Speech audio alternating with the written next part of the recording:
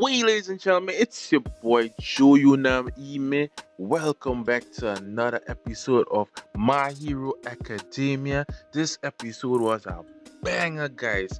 We got some beautiful fight scene between Todoroki and Dabi. Actually get the history on Compressor, one of the League villain. We actually get to learn his backstory. We also get to see the escape of Shigaraki as well in this episode. So let's get right into it, guys. If you guys like this video, hit a like on this video. Let's go. This episode begins where we can see the League's villain. Each one of them was actually tied up with the hero ability, where he used his cable ability and he actually tied up Shigaraki, Compressor, and some of the other villains as well. Even the Maki, the big giant, he was actually tied on as well.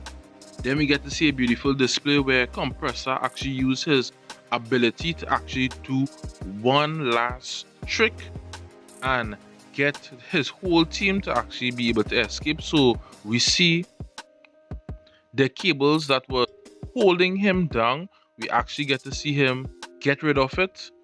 Then we see him start to collect his friends one by one while evading each one of the traps from the hero. Then we get a beautiful backstory on Compress, and we get to learn that he actually from a line of villains that used to actually thief pearls. So they actually had a real good success rate when it comes to stealing stuff. Then we get a beautiful view of Todoroki and Dabi fighting, where we see Todoroki was actually overpowered by Dabi. So in this episode we get to learn that Todoroki, even though he is real strong, he actually still no match for Dabi, right?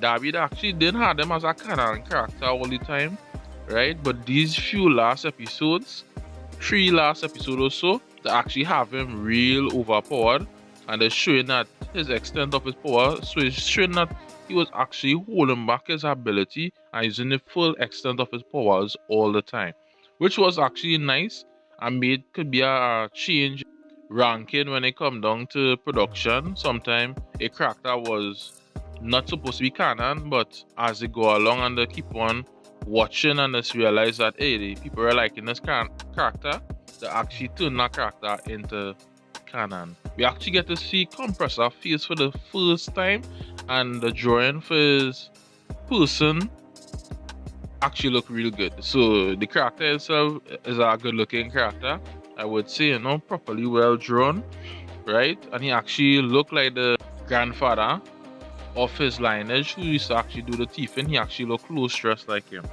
Then we actually get to see Compressor actually get totally destroyed. Rest in peace to him. From one of the heroes, he actually got cuffed, and because he was already half destroyed from being tied down from the cables from the hero from before, all he did was get cuffed now, and that would completely destroy him. Then we actually see Shigaraki was actually released from Compressor's little marble pool ability, and while he's there trying to be revived from Spinner, we actually see Spinner, remember, putting the hand we just have in his pocket on his face, and that should help to bring him back. Spinner actually take it out and put it on Shigaraki face, and we see Shigaraki came straight back to normal, and woo, that was a beautiful display, because we actually see a lot of powers actually was released from, and at the same time All for One was actually controlling his body at that point in time, right? So from we get to understand, All for One does actually have more control over Shigaraki's body when he actually having plenty feelings and stuff like that, when he actually thinking about stuff, about his past and his family and stuff like that. That has actually helped All for One to actually have full control of Shigaraki's body. Then we actually learn why Shigaraki is able to control the Nomus on them. We get to understand that in his body itself have radio waves that's actually come out from his body, and that is what does help control the Nomus. But he cannot fully use the ability properly right now because Shigaraki did not went through the full process in the lab, so he did not get the full ability properly to work. Then we see Spinner was actually talking to Shigaraki, which is controlled by All For One, and he didn't really realize that All For One was actually controlling Shigaraki body, so he wanted Shigaraki to help save his friends and them before he escaped, but All For One was more studying about saving Shigaraki's body. That was more important to him, and he planned to actually leave all the rest of damaged villains on the ground and just boss out. Only when Spinner actually put his hand on Shigaraki's shoulder, then he actually realized it's not Shigaraki in full control of his body, but he realized it was All For One or someone else. Then we see Shigaraki was attacked by Todoroki, and he just evade those villains, those heroes like nothing. He just push them away like nothing, because Shigaraki actually have a feel ability that does protect him, and that feel ability is very OP. We also get to see beating up Midoriya, who basically couldn't do nothing much because his hand is destroyed and his foot is fully busted.